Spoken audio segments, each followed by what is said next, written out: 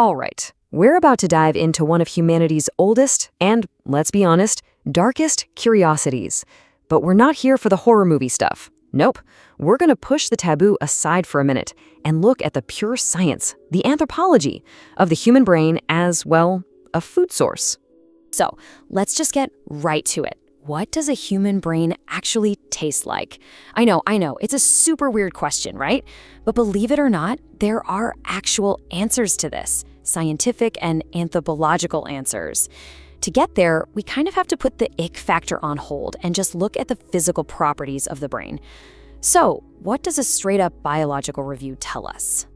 Okay, so to even begin to understand what the brain might taste like, you have to throw out everything you think you know about meat. Seriously, the answer isn't some big, mysterious secret. It all comes down to basic chemistry. The brain is, well, it's just not like any other organ, and its unique makeup is what defines the entire experience. And the first thing that jumps out at you is just the fat. I mean, look at this. About 60% of the brain's dry weight is just lipids, which is fat.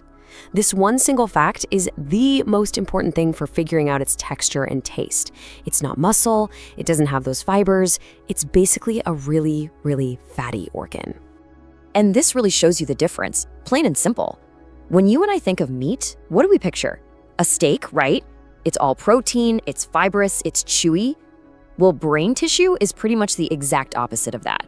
It's soft, it has almost no muscle fiber, which means the texture, the mouthfeel, is going to be completely different from any steak you could ever imagine. So, biology points to something soft and fatty. But what about the people who've actually tried it? Now we can move from just theory to the real world by digging into the historical record. And you know what? When you look at anthropological accounts, a surprisingly consistent picture starts to form. Yeah, the reports are all pretty much in agreement. The texture? They say it's incredibly soft, almost like a firm custard, or maybe a pâté. That super high fat content we talked about gives it a really rich, almost decadent feel. But the flavor? Apparently, it's surprisingly mild, not gamey, not strong at all. People often compare it to other organ meats, stuff like sweetbreads or liver. And that is the key takeaway right there. Just forget the idea of steak completely. The reality is something much, much closer to a rich, fatty organ meat. It's really in a culinary league of its own, totally different from the muscle meat we're all used to. And hey, to bring this back to something a little more familiar, these descriptions line up almost perfectly with accounts of eating animal brains, like calf or lamb brains, which have popped up in different cuisines throughout history. So it looks like the biology translates directly to the taste. But, and this is a huge but, there is a catch. Right. Up to this point, we've just been talking about taste and texture. But now we've got to talk about that catch, because there is a terrifying biological twist here that takes this whole thing from a weird what-if question to a deadly, serious, absolutely irreversible medical nightmare. The danger has a name, a prion. And it's not a virus, it's not a bacteria, it's something way weirder. It's a rogue, misfolded protein. Think of it like a tiny zombie protein. When it gets into your body, it starts a chain reaction, forcing your own healthy proteins to misfold just like it did. And it goes straight for the brain. And look, this isn't just some theory. This is real.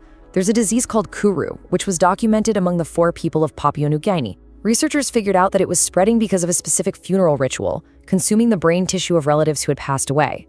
It was this tragic, real-world proof of how these prions get transmitted. The way it works is terrifyingly simple, and it is always fatal. Step 1, you eat infected nervous tissue. Step 2, the prions make their way to your brain.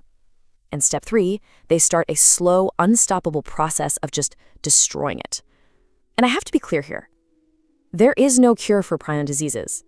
None. So, after all that, after looking at the biology, the historical accounts, and this absolutely lethal hidden danger, what's the final answer to our very strange question? So, what's it taste like? Well, the answer is surprisingly boring. It's mild, it's soft, and it's fatty, a lot like other organ meats. But the risk? The risk is absolute. You eat nervous tissue from your own species, and you're opening the door to fatal, incurable prion diseases. The final answer really is this bizarre mix of the mundane and the horrific. The taste is nothing to write home about, but the biological price you pay is everything. It's a pretty grim reminder that some curiosities carry a cost that no one should ever have to pay.